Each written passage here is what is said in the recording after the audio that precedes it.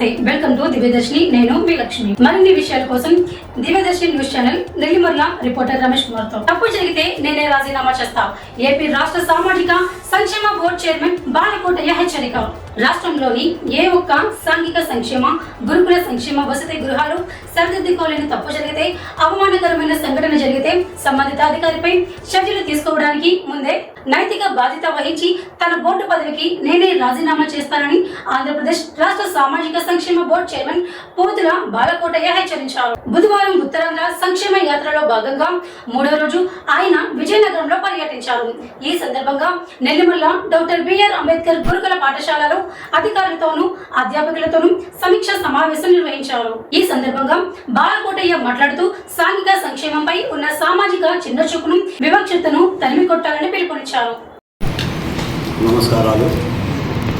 నాతో పాటు ఈ మీడియా సమావేశంలో పాల్గొంటున్న విజయనగరం సాంఘిక సంక్షేమ శాఖ డిప్యూటీ డైరెక్టర్ శ్రీనివాసాచారి గారికి, అలాగే డాక్టర్ బిఆర్ అంబేద్కర్ నెల్లిమర్ల గురుకుల పాఠశాల ప్రిన్సిపల్ గారు ఉషారాణి గారికి, డీసీఓ రూపమూర్తి గారికి, ఎస్సీ కార్పొరేషన్ ఈఓ రాధాకుమార్ గారికి, అందరూ వార్డులకు, హెచ్డబ్ల్యూఓస్కు, ఏఎస్డబ్ల్యూఓస్కు, మీడియా మిత్రులకు నమస్కారాలు. మిత్రులారా, ఇది మా కుటుంబం, సామాజిక సంక్షేమ కుటుంబం, సాంఘిక సంక్షేమ కుటుంబం. You are all family members. ఇది నా కుటుంబం. ఈ రాష్ట్రంలో సంక్షేమ పథకాలను నిరుపేదలకు అందించేందుకు రాష్ట్ర ప్రభుత్వం చేస్తున్న కృషిని అటు అధ్యాపకులతోనూ, ఉద్యోగస్తులతోనూ, మా పిల్లలతోనూ పాలు పంచుకునేందుకు, అవినాభావ సంబంధాన్ని ఏర్పాటు చేసుకునేందుకు, పరిశీలించుకునేందుకు ఉత్తరాంధ్ర సంక్షేమ యాత్ర పేరిట ఈ యాత్రా కార్యక్రమం 4 రోజుల క్రితం చేపట్టాం. అనకాపల్లి, విశాఖపట్నం, ఇప్పుడు విజయనగరం, రేపు ఎల్లుండి పాడేరు, మన్యం జిల్లా, శ్రీకాకుళం, అన్ని చోట్ల కూడా పర్యటించడం జరుగుతుంది. ఈ సందర్భంగా మీకు ఒక మాట చెప్పాలి. ఈరోజు నేను వస్తున్నప్పుడే రాయలసీమ నుంచి ఒక మిత్రుడు ఫోన్ చేసి, సార్ మీరు ఉత్తరాంధ్ర మొత్తం కూడా హాస్టల్ విద్యార్థుల దగ్గరికి, గురుకుల పిల్లల దగ్గరికి తిరుగుతున్నాడు, చాలా ఆనందంగా ఉంది అని అంటూ రాజ్యాంగం ఇచ్చిన ప్రతి హక్కు ప్రతి పౌరుడికి అందాలి అని చెప్పాడు. ఈ రోజున ఈ గురుకుల పాఠశాల పిల్లలు ఉన్నారంటే ఆ పిల్లలకి రాజ్యాంగం ఒక హక్కు ఇచ్చింది. ప్రభుత్వం ఒక ప్రామిస్ చేసింది, వాళ్ళకి భోజనం పెడతానని చెప్పింది, వాళ్ళకి వసతి సౌకర్యం చూస్తానని చెప్పింది, పరిశుభ్రతను వాగ్దానం చేసింది, వాళ్ళ ఆరోగ్యానికి ప్రమాణం చేసింది, వాళ్ళంత ఉన్నతమైన విద్యాబిడ్డలుగా తీర్చి ఈ దేశానికి భావి భారత పౌరులుగాను లేదా కన్న తల్లిదండ్రులకి మంచి చేసేందుకు ఉపయోగిస్తానని ప్రభుత్వం భరోసా చేసింది. అది వాళ్ళ హక్కు. ఆ హక్కును పరిరక్షించేందుకు, ఆ హక్కు ఖచ్చితంగా వాళ్ళకు అందుతుందా లేదా అని చూసేందుకు నేను వచ్చానని తెలియజేస్తున్నాను. రెండో మాట, ఇవాళ మీరు ప్రధాన పత్రికలు చూడండి. సాక్షాత్తు రాష్ట్ర ముఖ్యమంత్రి చంద్రబాబు నాయుడు గారు ఒక శ్వేతపత్రం విడుదల చేశారు. ఏంటి ఆ శ్వేతపత్రం? తన 2 ఏళ్ల పరిపాలనా కాలంలో ముఖ్యమంత్రి గారు చేపట్టిన అభివృద్ధి కార్యక్రమాలు, సంక్షేమ కార్యక్రమాలు కేవలం 2 ఏళ్లలోనే 1,50,000 కోట్ల రూపాయలు సంక్షేమ పథకాలకి వినియోగించామని చెప్పారు. అంటే ప్రభుత్వం అంటే ఈ జవాబుదారీతనం ఉండాలి, ప్రభుత్వం అంటే ఈ బాధ్యత ఉండాలి. తలుపులేసుకొని 4 గదుల్లో కూర్చొని అద్దాల మేడల్లో సేద తీరటం ప్రభుత్వం కాదు. మరి అంత ముఖ్యమంత్రి గారే శ్వేతపత్రం ప్రకటిస్తే, మరి మా విజయనగరం డీడీ గారు శ్రీనివాసాచారి కూడా తన జిల్లాలో సాంఘిక సంక్షేమ శాఖలో చేస్తున్న శ్వేతపత్రం ఒకటి ఇవ్వాలి కదా, ఏం జరుగుతుందో ప్రజలకు చెప్పాలి కదా. ఇవ్వండి, నా రాకముందే ఒక శ్వేతపత్రం ప్రకటించారు ఆయన.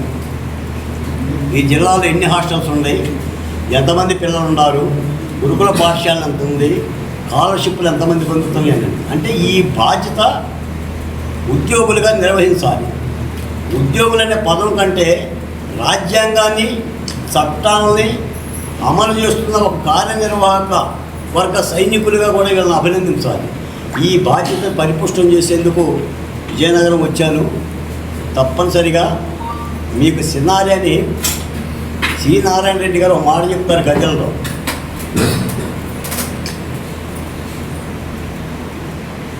వాగు అంటే మూగ నేలకు నీరందివ్వని వాగు పరుగు దేనికని. అలాగే అంటే ప్రజాసేవ చేయని నరుడి బతుకు దేనికని. ఏ సంక్షేమ పథకమైనా రాజ్యం ప్రమాణం చేస్తే, ఏ ప్రభుత్వం అయినా దాని యొక్క ఫలాలు ఆ మూగ నేలలకు అందించాలి. ఇప్పుడు నీరున్న చేనుకి మళ్ళీ నీరు అక్కర్లేదు కదా.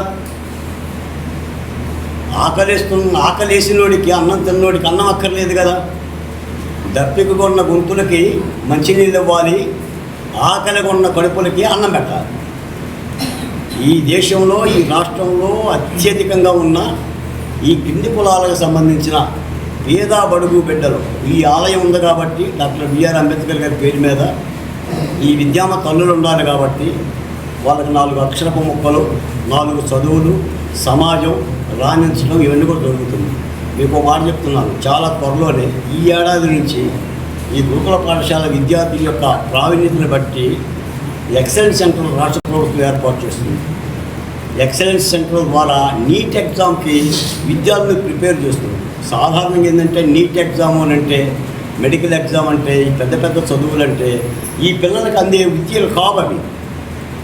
ఈ రోజున సాంఘిక సంక్షేమ శాఖ మంత్రి డోల బాలవీరాంజనేయులు గారు కానీ, మా ప్రిన్సిపల్ సెక్రటరీ గారు కానీ, సాక్షాత్ ముఖ్యమంత్రి గారు కూడా ఈ పిల్లల పట్ల చాలా శ్రద్ధ చూపిస్తున్నారు. అక్కడ దాకేందుకు సాక్షాత్తు ముఖ్యమంత్రి గారే అనకాపల్లి వచ్చి, తాళపాలెం పాఠశాలకు వచ్చి పుస్తక కార్యక్రమాన్ని శ్రీకారం చుట్టారు కదా. అంటే ప్రతి విద్యార్థి కాస్త చదువుకోవాలి, కొబ్బరి రాసుకోవాలి, పౌడర్ రాసుకోవాలి, ఉతికిన బట్టలు వేసుకోవాలి. ఆరోగ్యం అంటే దేహం శుభ్రంగా ఉంటేనే మనసు శుభ్రంగా ఉంటుందని. దేహదారుఢ్యం మానసిక దారుఢ్యం మీద పనిచేస్తుందని చెప్పేసి ఒక సందేశం ఇచ్చారు కదా. మీకు చంద్రబాబు నాయుడు గారిలోని పుష్కలమైన విధానాలు కనిపిస్తాయి. ఆయన రాష్ట్రాన్ని అభివృద్ధి చేయటమే కాదు, ఒక తండ్రిగా, ఒక రాష్ట్రానికి ఒక పెద్ద దిక్కులా, అంటే భావి భవిష్యత్తును ఆలోచించి చాలామంది ఏంటంటే మోకాల వరకు చూస్తారు. చంద్రబాబు నాయుడు గారు ముందు వరకు చూస్తారు. ఏదన్నా భోగాపురం ఎయిర్పోర్ట్ ద్వారా విజయనగరం లేదా ఉత్తరాంధ్ర వెనుకబడిన ప్రాంతం భోగాపురం కాస్త భాగ్యాపురం అయింది. ఒకప్పుడు భోగాపురం విజయనగరంలో కూడా చాలామంది తెలియదు.